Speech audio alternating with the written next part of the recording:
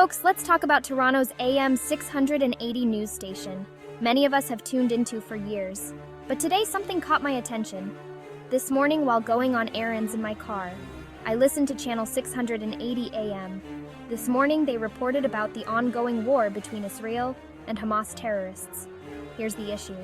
The broadcaster said on October 7th over 100 Israeli people were taken hostages in Israel, indicating a much smaller amount of hostages were taken, when in reality a count of 251 hostages were taken by Hamas terrorists. This is some serious rounding down, folks. Secondly, there was an international festival attacked. Hostage demographics aren't just Israeli people. 8 were Americans, 2 were Canadian citizens, who have both tragically died in captivity. Why would AM 680 downplay the numbers like that? Well, it's called whitewashing, folks, and there seems to be a mass movement behind it, taking away one's ability to research and one's abilities to find information, making events seem less than they actually were.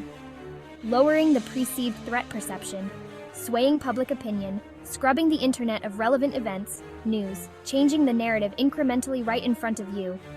What can be done to stop this sort of thing? This is a video birthed from the mind of Steffi Getsit and is based on lived experiences and information found on the internet, presented by the algorithms. If you have listened this far, please remember to like, share, and subscribe. Stay sharp and in the know, folks. Let's just continue on for a bit longer and get a more thorough explanation about what whitewashing is and why it's an issue for us and our worldview. Let's break it down. Whitewashing. Sounds harmless, right? You might think it's just about making things look clean and pure, like sprucing up a fence or cleaning off some graffiti. But in the media, it's way more sinister. It's not just about aesthetics. It's about deliberately downplaying or ignoring the bad stuff, the real issues that need attention.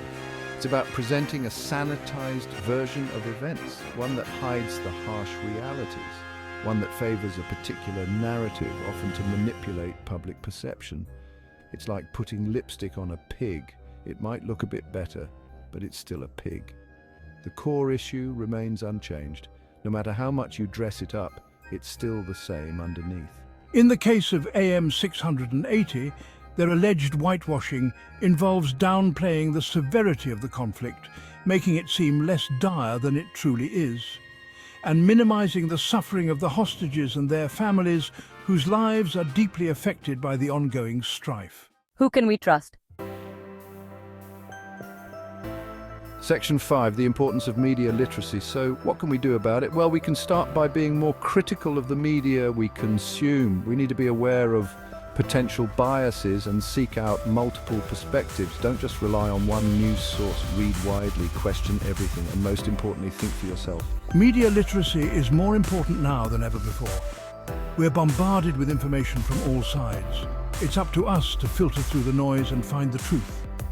It's not easy, but it's essential for a functioning democracy. Section 6, conclusion, fighting for truth. Look, I'm not saying AM 680 is the only culprit here. Media bias is a systemic problem. But when a news organization, especially one with the reach of AM 680, engages in whitewashing and misinformation, it needs to be called out. Because the truth matters, accurate reporting matters, and holding those in power accountable matters. So let's keep asking questions, let's keep demanding better, and let's not let the truth get whitewashed away.